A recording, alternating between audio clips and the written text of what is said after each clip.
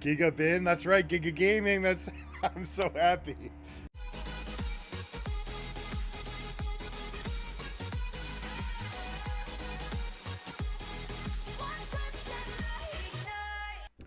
All right, here we go. JDG versus bili-bili, Jingdong versus bili-bili Gaming. We're going to see a battle for these wards right here.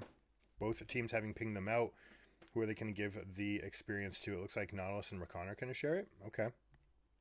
Normally, you'd want your solo laner to partake in that.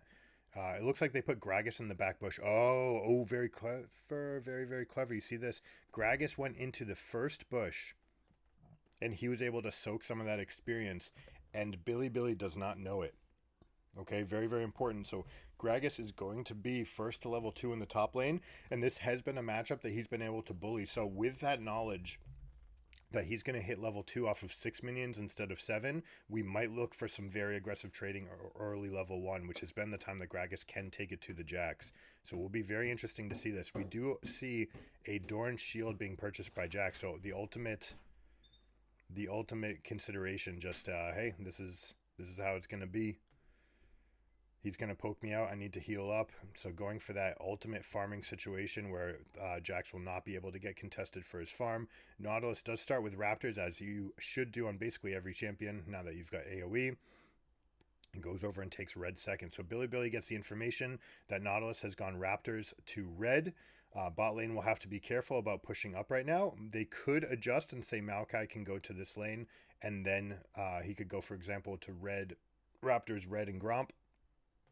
Slide on down. Most likely he's going to go for a full clear here, and they're just going to play passively. It looks like Jinx... No, here they go. They are fighting for level 2. It looked like for a moment that they weren't going to contest level 2 and try to bait the lane down bottom, but since Lulu and Aphelios didn't want to push for it, they said, okay, let's be the first to 2 instead. However, Rakan missing out on one of the minions means Ruler's 2 and Rakan's 1. And here we go. Kanavi's down here, but Aphelios has to know. And the question is, what else is going to come from it? What I'd like to see is an adaptation from JDG now. Rather than go for this gank, just go ahead and push the wave, and then together go invade the Maokai. Missing taking way too much damage, so they're not going to be able to make this play, and it means that Nautilus has to recall back to be able to go back to his top side. Now we're going to have an explosive matchup here. Jayce versus Syndra, all about the poke. Who can land the long-range poke? Maokai skipping their camps to come gank Ruler. He sees that Nautilus was trying to leave. Ruler thinks that he's fairly safe. Uh-oh. Good job with the cleanse. Using cleanse immediately and stepping upwards so that the bramble punch would knock him back to safety and rather than into his team. So great movement there by Ruler to stay alive. So botched early game so far from JDG, showing signs of mortality. Elk playing incredibly so far this series, or this entire tournament. Probably been the entire player of the tournament. Maybe Knight. I mean, it's tough to argue against anyone from JDG. They've all done their job so well. You know, even missing, like I can't recall misplaying at all.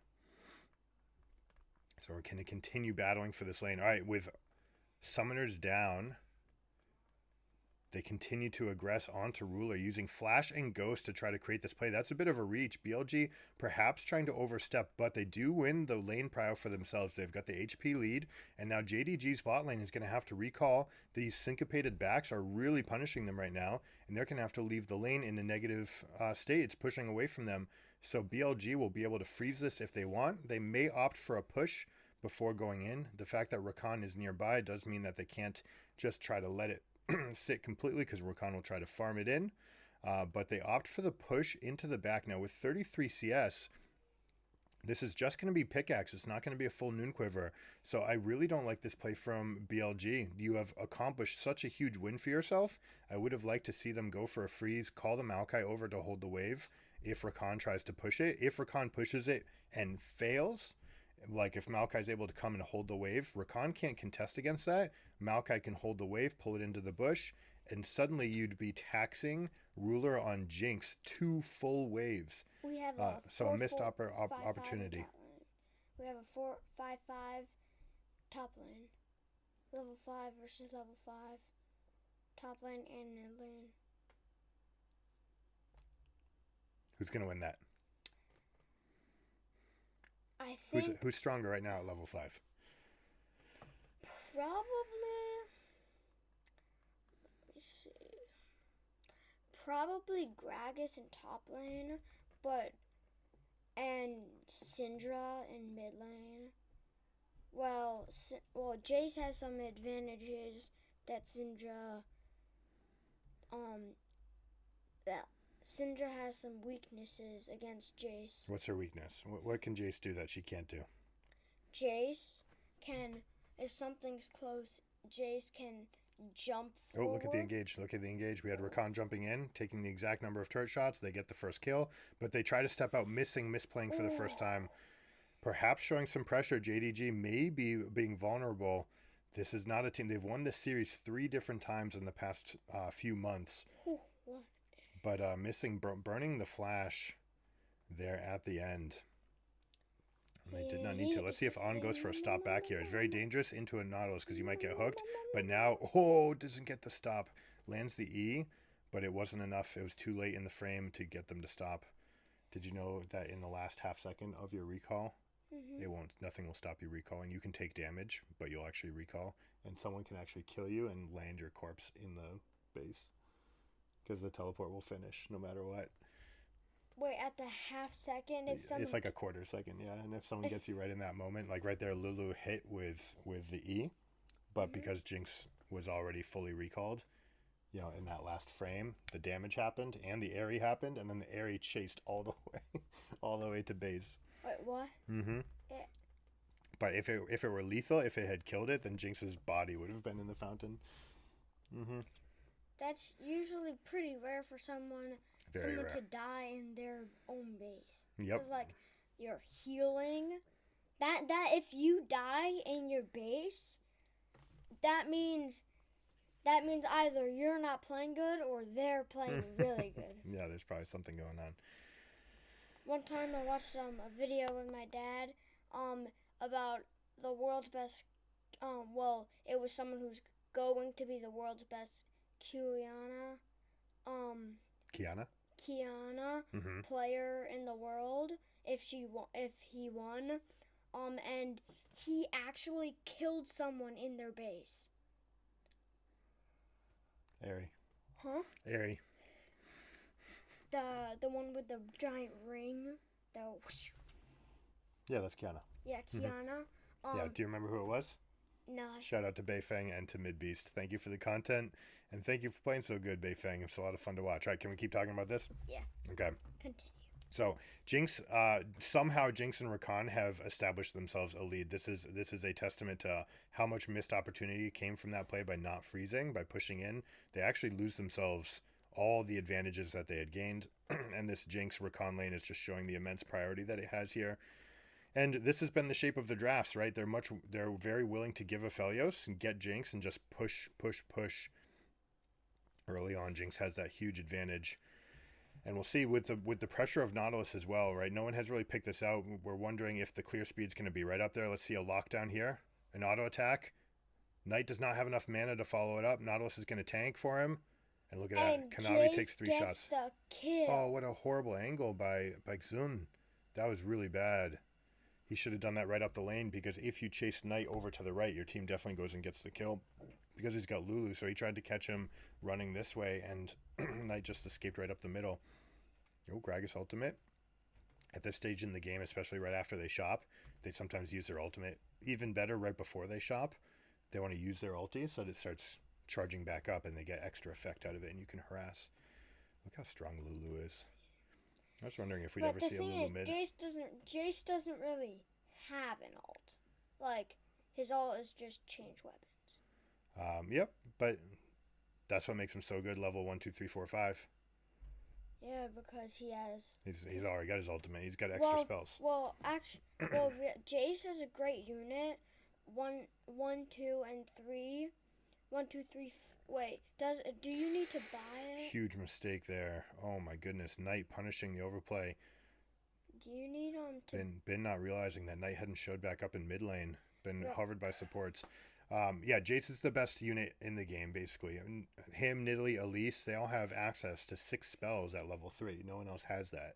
And so they're just better at level 3 than anybody else. Yeah, because, like, it's just like, they have 6 spells, and everyone else only has 4. Mm-hmm. But they can use all of their spells at level 3, but other champions can't use their spells, can't use they can't even use 6 at level 3.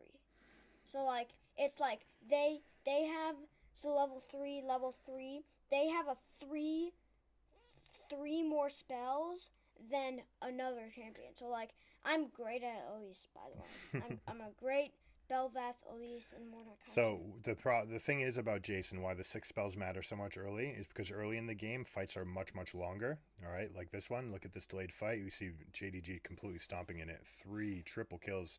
Sorry, 3 people dead. Absolutely taking to BLG. BLG has given up their lead. That's and not JDG's well and true. Triple kills. Yeah, not 3 triple kills. I meant a you triple. You would need 9 people. 3 people dying.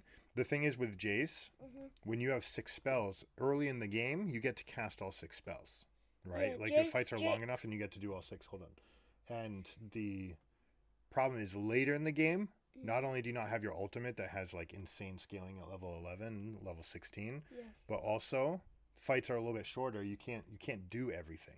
Everything that you try to do it's too much.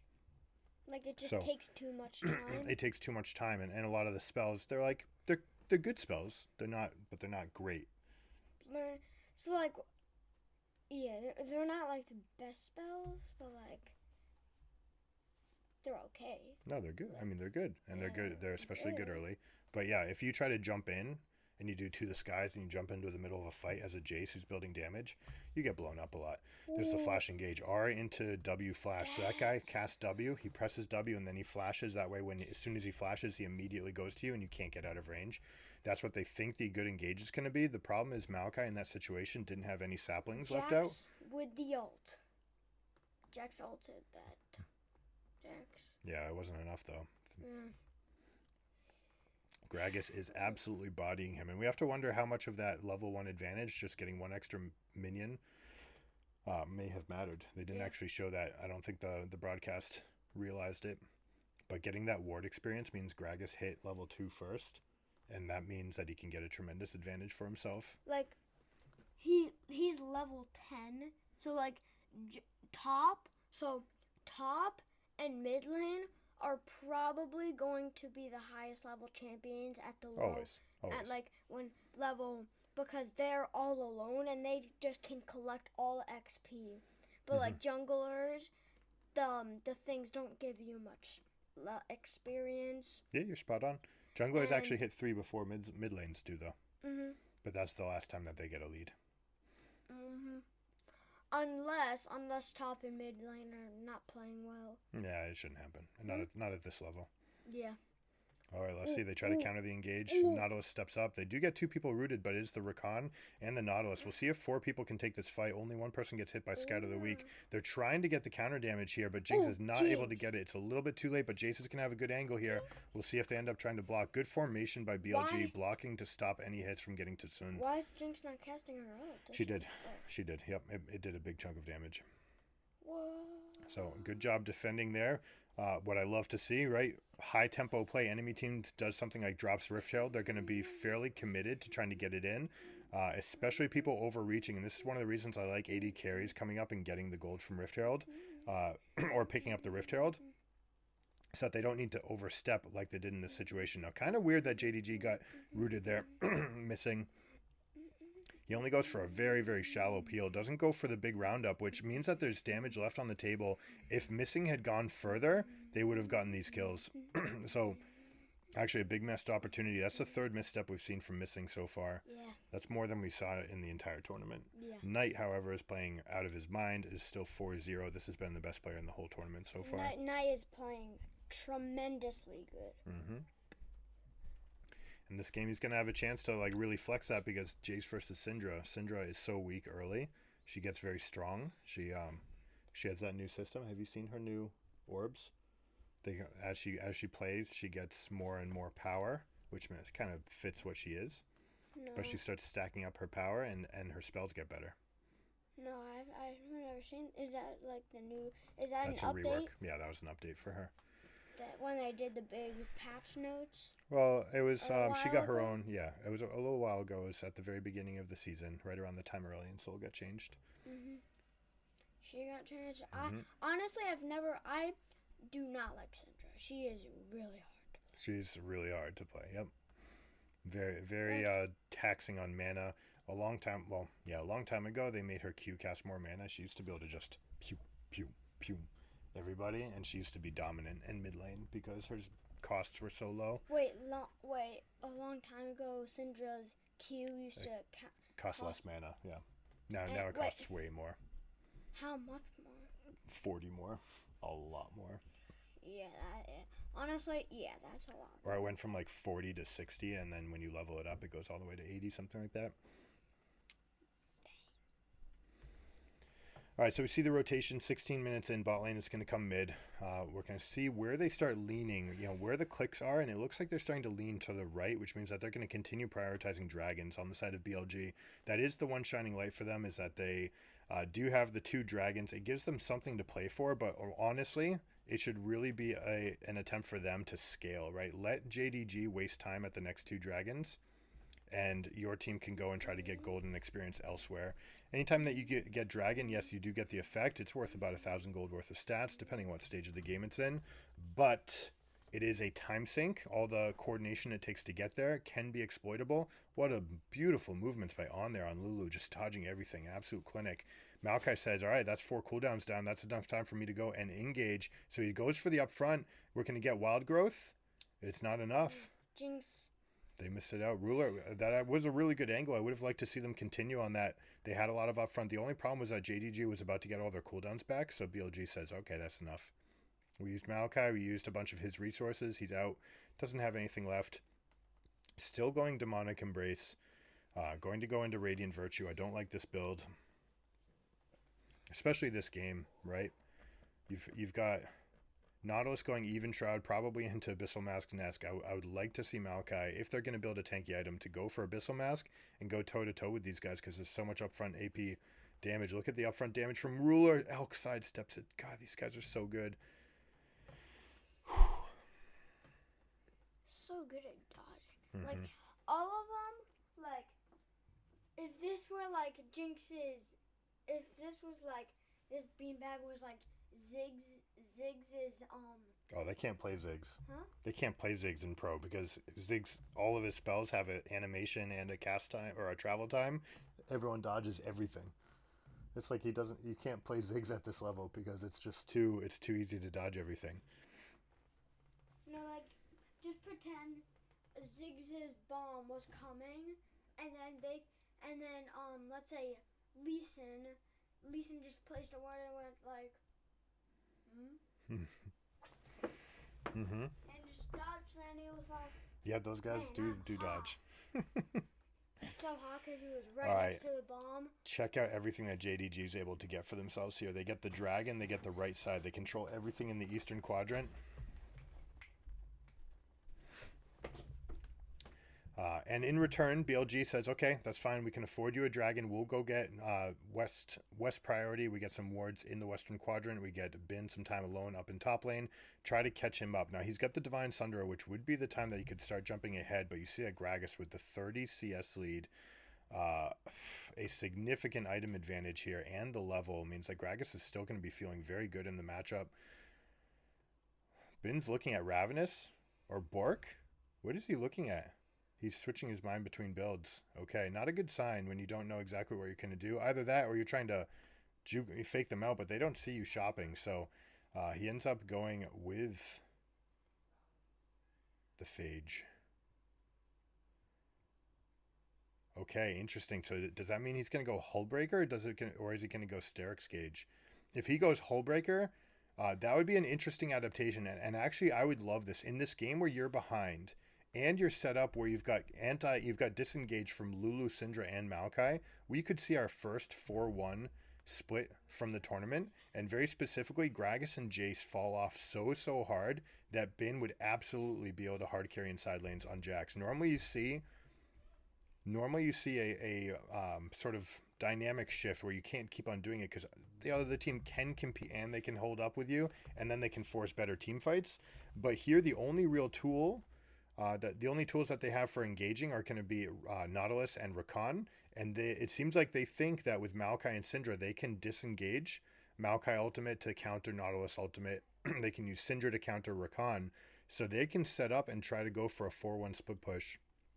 And Jayce will be the big benefactor. If he goes Hullbreaker, if he truly does, then it'll be the first time that we've seen Hullbreaker in the tournament.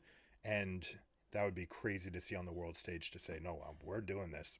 You say Split's dead, we've just been saving it for this game. And the crazy thing about a best of 5 series, Landon, if they win with split push Jayce, suddenly it changes the narrative of the whole series. It's like, hey, we don't need to team fight you.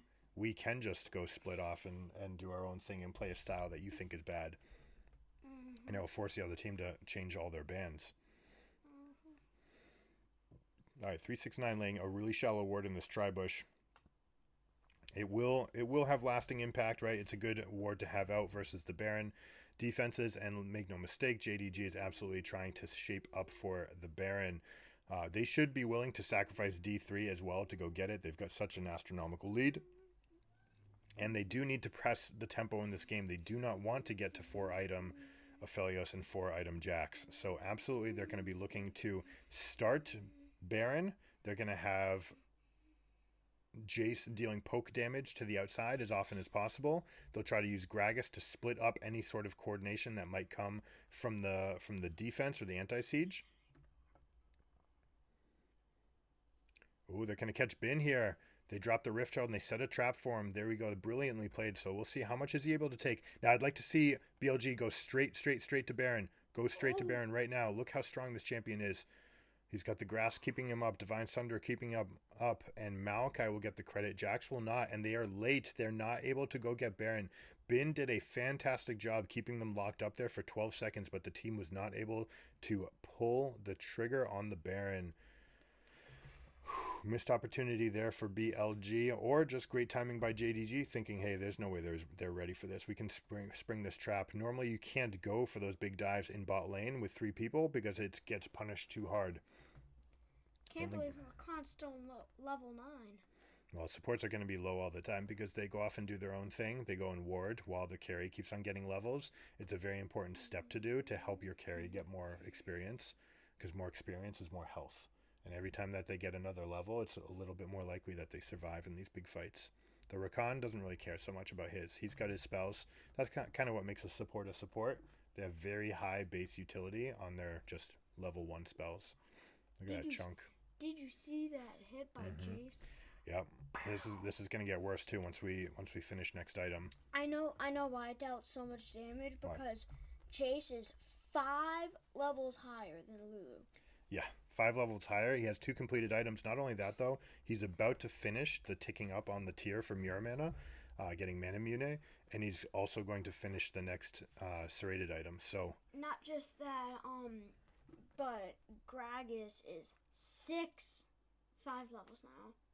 Yeah, higher than. Well, that's going to happen, right? Like we said, especially because their lane got trounced. They had to leave their lane multiple times. Oh, they're going for an engage on Maokai. Jayce was able to use... Oh, I don't think he needed to flash there. I would have liked for him to just keep up the hammer knockback. He was able to clear the minions, and they made that play thinking that they would have some amount of minions to support the push, I believe. Beautiful angle by Kanavi. They're getting knock up into traps. Beautiful pick.